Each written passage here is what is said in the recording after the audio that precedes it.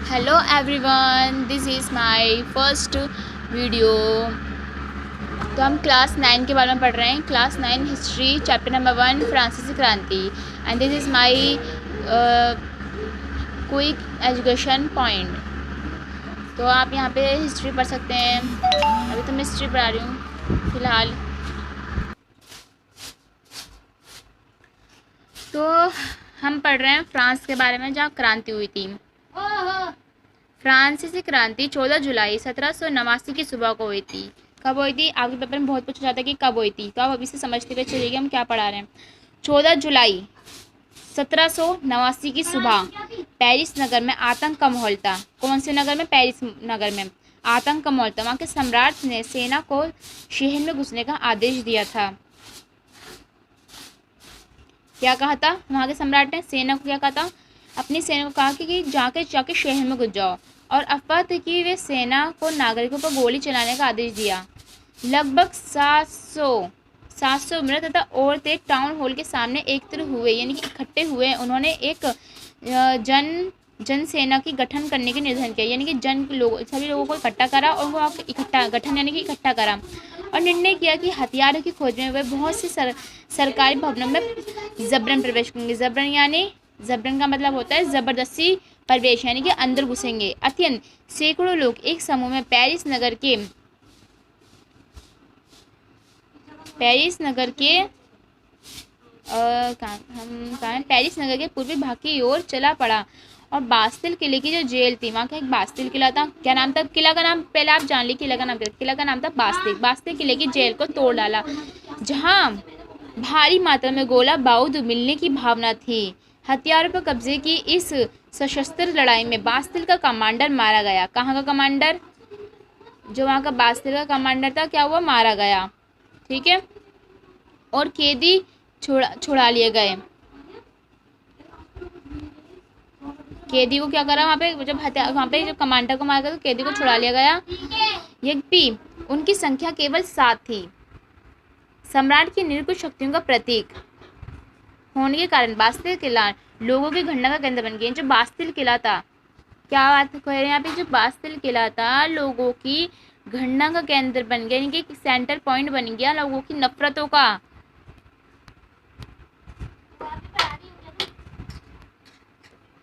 ठीक है, केंद्र बन गया, इसलिए किले को ढा दिया गया। क्या हो गया उसके बाद? हमें जानना है कि क्या हुआ किले का। किला को क्या करा लोगों ने?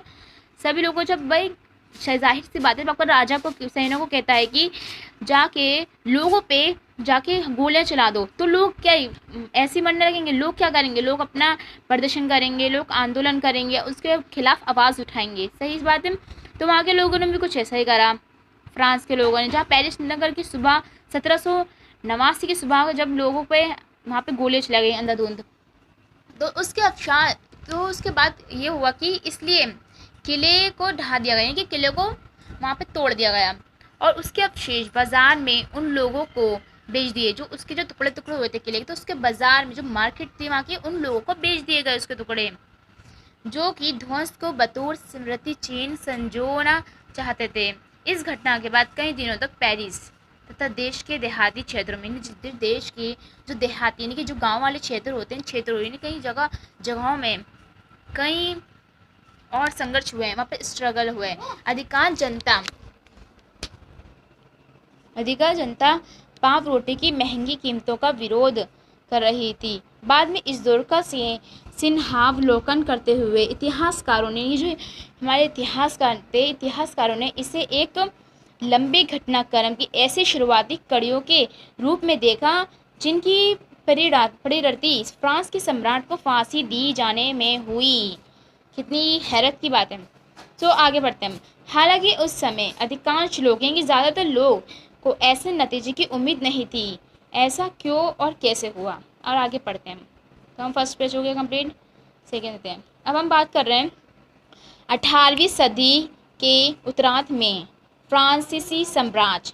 तो 18वीं सदी लग चुकी है। अब हमने बात कब की करी थी? देखिए, हमने बात करी थी 1789। अब हमारी कौन सी चल रही है सदी? 18वीं सदी के उत्तरार्ध में फ्रांसीसी साम्राज्य। ठीक है।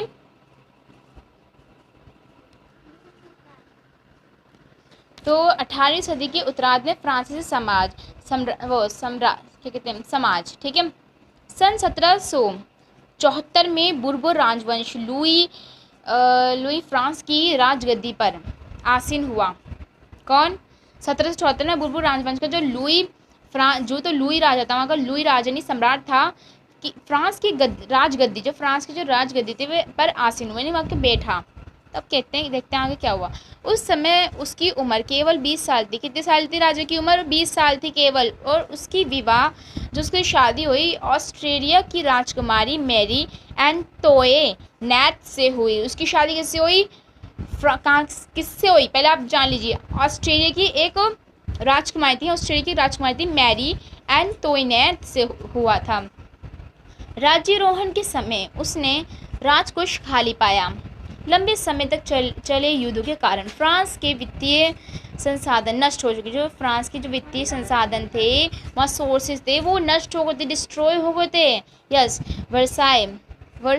वर्साई के विशाल महल और राज दरबार की शानो शौकत बनाए रखने की फिजूल खर्ची का बोझ अलग से था।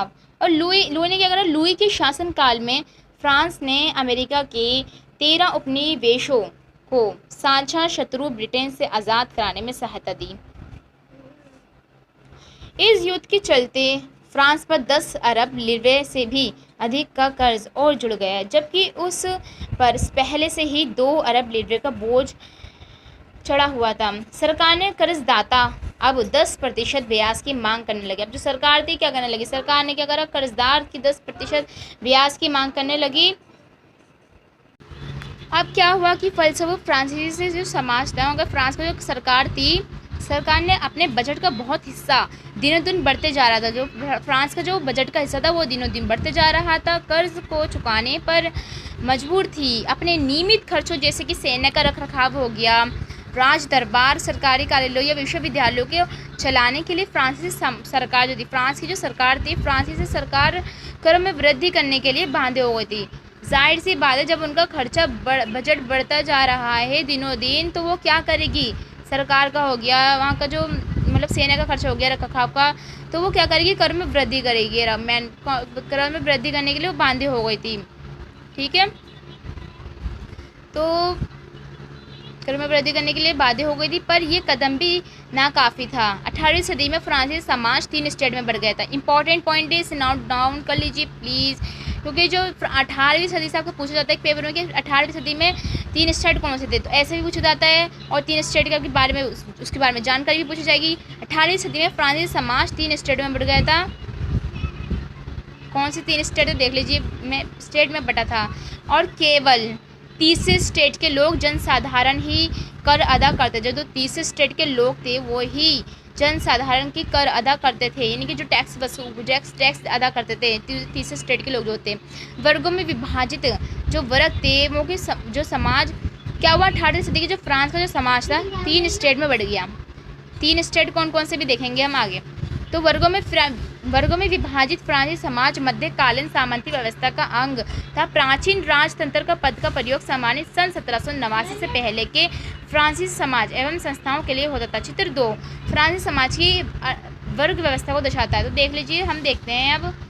ये चित्र 2 है हमारा, ये चित्र 2। अब इसके बारे में देखते हैं। पहला है कि जो हमारा प्रथम स्टेट, ठीक है, दिख रहा है। प्रथम स्टेट जो हमारा कौन सा था? पादरी वर्ग, जिसके में पादरी लोग आते थे। वो हमारा जो दूसरा स्टेट था, द्वितीय स्टेट, वो कुलीन वर्ग है। इंपॉर्टेंट है, देख लीजिए। तीसरे स्टेट, यहाँ पे हमने क्या पढ़ा? तीसरे स्टेट के लोग ही सिर्फ कर अदा करते थे, यानी कि जो तीसरे स्टेट के लोग, इसका मतलब थोड़े अमीर होंगे प्रथम वर्ग से, और द्वितीय स्टेट से तृतीय स्टेट के लोग ही। जिसमें कौन लोग आते हैं तृतीय स्टेट के लोगों में? व्यवसाय, व्यापारी, अदालती कर्मचारी, वकील और किसान, कारीगर, छोटे किसान, भूमिहीन मजदूर, नौकर, ठीक है। तो हमने देख लिया। इसमें लिखा हुआ चित्र 2 स्टेट का समाज। ध्यान दें कि तृतीय स्टेट में कुछ लोग और अमीर हैं तो कुछ गरीब। देखिए ऐसे देखा है, प्रथम स्टेट के जिसके लोग थे पादरी वर्ग, द्वितीय स्टेट के लोग में कुलीन वर्ग, और जो तृतीय स्टेट के बड़े व्यवसायी, व्यापारी, लोग आते थे, अदालती कर्मचारी, वकील आदि, किसान और कारीगर, छोटे किसान, भूमिहीन, मजदूर, नौकर। इम्पोर्टेंट है, देख लीजिए। तो अब क्या हुआ आगे, पूरी आबादी में लगभग 90% किसान थे, लेकिन ज़मीन के मालिक किसानों की संख्या में बहुत कम थे। जो ज़मीन के वो मालिक थे वो किसानों की तुलना में काफ़ी कम थे, मालिक जो थे वो कम थे। लगभग 60% ज़मीन पर कुलीन, चर्च और तृतीय स्टेट के अमीरों का अधिकार था। प्रथम 2 स्टेट कुलीन वर्ग, यानी कि जो कुलीन वर्ग यानी द्वितीय स्टेट आता है कुलीन वर्ग, और पहला स्टेट कौन सा था हमारा, पादरी वर्ग। देखिए इसमें प्रथम स्टेट पादरी वर्ग आता है, द्वितीय स्टेट में कुलीन वर्ग। तो प्रथम स्टेट याद रखिए पादरी वर्ग, दूसरे स्टेट में कुलीन वर्ग, तृतीय स्टेट में कौन लोग आते हैं, अमीर, थोड़े इनसे बहुत अमीर इनसे बल्कि। तो एवं पादरी वर्ग के लोग कुछ विशेष अधिकार जन्म में प्राप्त था, ठीक है, प्राप्त थे। इनमें से सबसे महत्वपूर्ण विशेष अधिकार था राज्य को, अब क्या हो कि वे किसानों से सामंती कर वसूला करता था। किसान अपने स्वामी की सेवा, स्वामी के घर एवं खेतों में काम करना, सैन्य सेवाएं देना, अथवा या फिर अथवा मतलब होता है या अथवा सड़कों के निर्माण में, जो सड़कों के जो निर्माण हो रहे थे, सड़कों के निर्माण में सहयोगों की मदद करते थे आदि करने के लिए बांधे थे। अब किसके सही जाहिर सी बात है, जो किसान थे वो उन सब कामों के लिए बाध्य हो गए, क्योंकि उनको करना पड़ता था ये काम। चर्च भी किसानों से करों का एक हिस्सा, जो चर्च लोग होते थे, जो चर्च मेन पॉइंट आता हमारा, चर्च जो लोग होते थे, चर्च किसानों से करों का हिस्सा, टाइद धार्मिक कर के रूप में वसूला करते। चर्च लोग थे वो भी किसानों से एक कर टैक्स वसूला करते थे, जिसे क्या कहते हैं, टाइद। आपके पेपर में आ सकता है टाइद किसे कहते हैं, टाइद किसे कहते हैं, चर्च जो किसानों से कर ऋण टैक्स जो वसूला करते थे उसे टाइद कहते हैं, ठीक है, टाइद। और ऊपर से तीसरे स्टेट के तमाम लोगों को सरकार को तो कर चुकाना ही होता था। इन करों में टाइल, अब सेकंड एक टाइद और एक हमारा आता है टाइल, तो इसमें कंफ्यूज होता है, टाइल क्या है अभी मैं समझा रही हूँ, ठीक है। तो टाइल हमारे क्या, इन करों में टाइल, प्रत्यक्ष कर और अनेक अप्रत्यक्ष कर शामिल थे। अप्रत्यक्ष कर नमक और तंबाकू जैसी रोज़ाना उपभोग की वस्तुओं पर लगाया जाता था। इस प्रकार राज्यों की जो वित्तीय कामकाज यानी जो और कामकाज होते थे राज्य के, और सारा बोझ करों के माध्यम से जनता वहन करती थी। यानी कि जो जितना भी सरकार का काम होता था, सैनिकों का जो खर्चा होता था और जो राज्य कार्य का जो खर्च होता था वो कर के रूप में वसूला करती थी सरकार। वहाँ की फ्रांसीसी समाज के 18वीं सदी में, और कैसे हमने जाना कि किस तरह से फ्रांसीसी समाज 18वीं सदी में, यानी कि 18वीं सदी में किस तरह से समाज 3 वर्गों में बढ़ गया, कितने 3 वर्गों में बढ़ गया। अब नेक्स्ट देखते हैं, देखिए यहाँ पे चित्र के माध्यम से समझाया गया है, देखिए किस तरह से कुलीन व्यक्ति मकड़ा है, और इसमें लिखा हुआ कि तो इसके माध्यम से हमें दिखाया गया है चित्र के द्वारा कि किस तरह से कुलीन व्यक्ति मकड़ा और किसान मक्खी, इस तरह से देख सकते हैं आप कि क्या बताया इसमें कि एक व्यक्ति बैठा हुआ है और दूसरा व्यक्ति उसका काम कर रहा है, ठीक है। बेचारा गरीब अनाज, फल, पैसा, सलाद सब कुछ लाता है। मोटू ज़मींदार सब कुछ स्वीकार करने को तैयार बैठा है, पर वे उसको एक नज़र तक देखता नहीं। बेचारा एक व्यक्ति है, वो सब काम कर रहा है, देखिए इसके हाथ में सब काम कर रहा है, अनाज कर रहा है, थोड़ा डार्क ले लेती हूँ ना, सारा काम कर रहा है, देख सकते हैं आप। तो लेकिन ये जो बैठा हुआ है व्यक्ति, ये बिल्कुल भी इसको देखता नहीं है, बिल्कुल एक नज़र भी नहीं देखता, इस ओर से बैठा हुआ है ये, देखिए। आगे इसके बारे में जानते हैं, देखिए। शैतान को जितना दो उसका लालच उतना ही बदल सकता है। ये कहावत भी है कि एक व्यक्ति के पास एक पहाड़ आ जाए फिर उसकी लालच करेगा, दूसरा पहाड़ आ जाए उसकी लालच करेगा, इस तरह से कुछ इसमें बताया गया है, यानी कि इसको कितना भी दे दो इसका लालच बढ़ता रहेगा। ऐसे ही लिखा हुआ है, देखिए आप यहाँ पर धुंधला हो रहा है ये रहा। अब हम पढ़ रहे हैं जिने का संघर्ष। जिने का संघर्ष।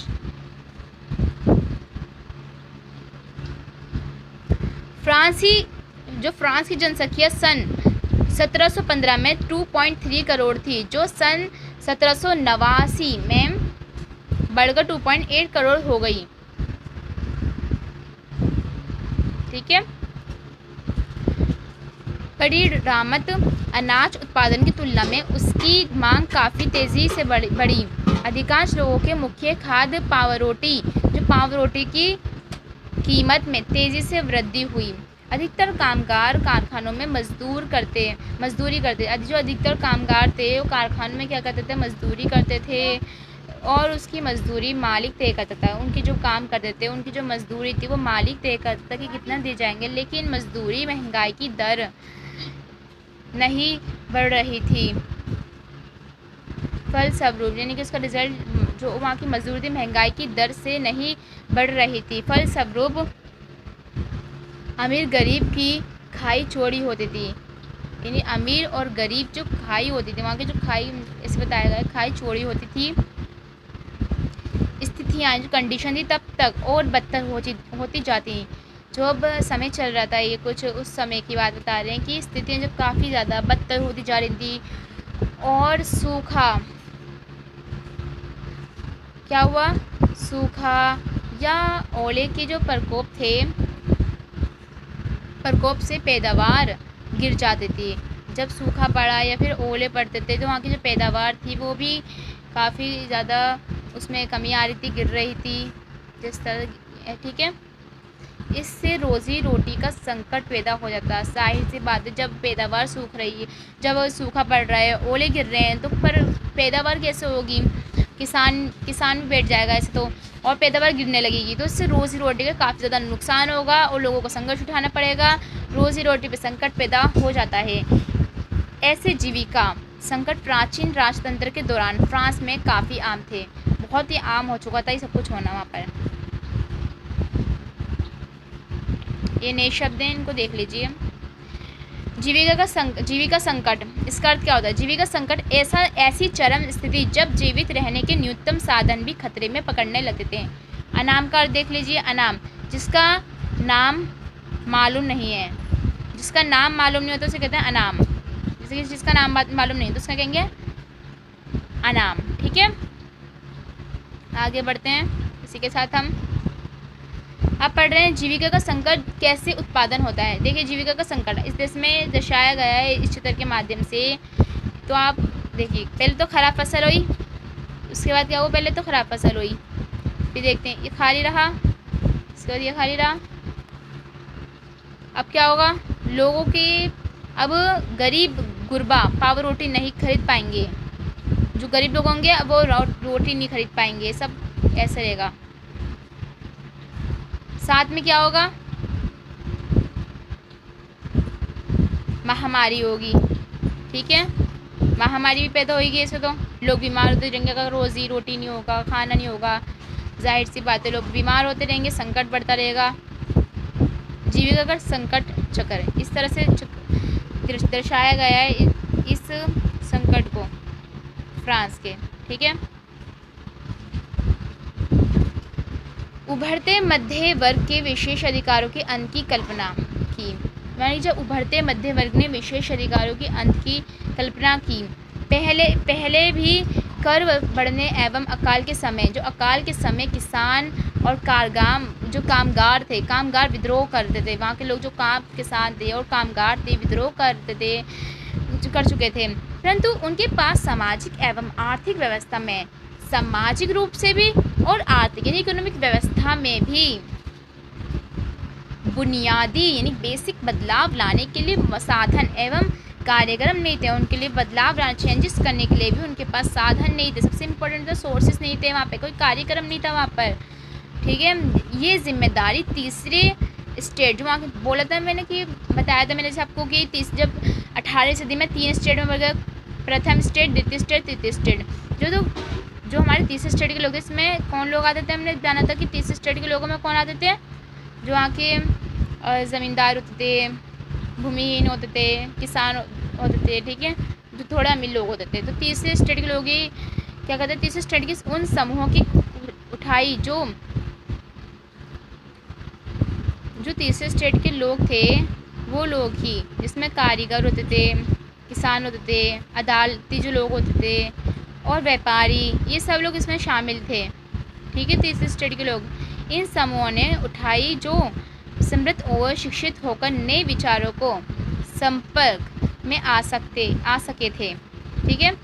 18वीं सदी में एक नए सामाजिक समूह का उदय हुआ। 18वीं सदी में एक नए सामाजिक समूह का उदय हुआ, यानी कि जन्म हुआ, जिसे मध्य वर्ग कहा गया। क्या कहा गया, इंपॉर्टेंट है, मध्य वर्ग कहा गया। 18वीं सदी में वहाँ पे सामाजिक में एक समूह का उदय हुआ जिसे मध्य वर्ग कहा गया है, ठीक है, जिसने फैलती समुद्र पारी व्यापार और ऊनी तथा रेशमी वस्त्रों के उत्पादन के बल पर संपत्ति अर्जित की थी। ऊनी और रेशमी कपड़ों का या तो निर्यात किया जाता था या समाज के साम्राज्य जो धनवान लोग थे, लोग उनसे खरीद लेते थे, ठीक है, खरीद लेते थे उन लोगों से। तीसरे स्टेट में इन सौदागरों एवं निर्माताओं के अलावा, जो तीसरे स्टेट के लोग थे, वहाँ के जो सौदागर निर्माताओं के अलावा प्रशासनिक सेवा व वकील जैसे पेशेवर लोग भी शामिल थे। ये लोग भी शामिल थे, इसका मतलब ये सभी पढ़े लिखे थे। बात करते हैं कि ये सभी लोग पढ़े लिखे थे। इनका मानना था, इनका क्या मानना था, इनका मानना था कि समाज के किसी भी समूह के पास जन्मना विशेष अधिकार नहीं होने चाहिए।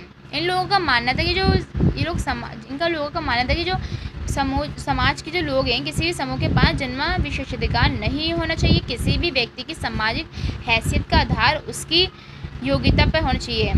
ये लोग मानते थे कि किसी भी जो व्यक्ति है, किसी भी व्यक्ति का जो सामाजिक हैसियत का जो अधिकार है, वो उसकी जो है योग्यता, यानी उसकी जो योग्यता पे होना चाहिए। स्वतंत्रता, समान नियम तथा समान अवसरों के स्वतंत्रता, समान नियमों तथा समान अवसरों के विचार पर आधारित समाज की ये परिकल्पना जॉक लॉक, क्या बात कर रहे हैं, जॉक लॉक और जियो जाक रूसो जैसे दार्शनिकों ने प्रस्तुत की है। ये जो परिकल्पना थी, जो इमेजिनेशन था, ये जॉन लॉक और जिया जाक रूसो जैसे दार्शनिक प्रस्तुत की थी। अपने 2 ट्रीटाइजेस ऑफ गवर्नमेंट में लॉक ने राजा के देवी और निरंकुश अधिकारों के सिद्धांत का खंडन किया था। रूसो ने अब क्या हुआ कि जो लॉक ने राजा के देवी और निरंकुश अधिकार थे, लॉक ने क्या करा, जो राजा के देवी और निरंकुश अधिकार थे, उनके जो सिद्धांत उनका खंडन किया था, उनके बारे में क्या करा, खंडन किया। रूस ने इसी विचार को आगे बढ़ते हुए जनता, अब रूस ने क्या करा, रूस ने इस थॉट्स को, इन जो ये विचार थे, इन विचारों को आगे बढ़ते हुए जनता और उसके प्रतिनिधियों के बीच एक सामाजिक अनुबंध कर आधारित सरकार का प्रस्ताव रखा, ठीक है। मांटेस्क्यू ने the spirit of the laws नामक रचना में, कौन सी इसमें, the spirit of the laws नामक रचना में क्या करा, रचना में सरकार के अंदर विधायिका, कार्यपालिका और न्यायपालिका के बीच सत्ता विभाजन की बात कही, ठीक है। मांटेस्क्यू ने इस किताब में बोला कि विधायिका, कार्यपालिका, विधायक के बीच, ठीक है।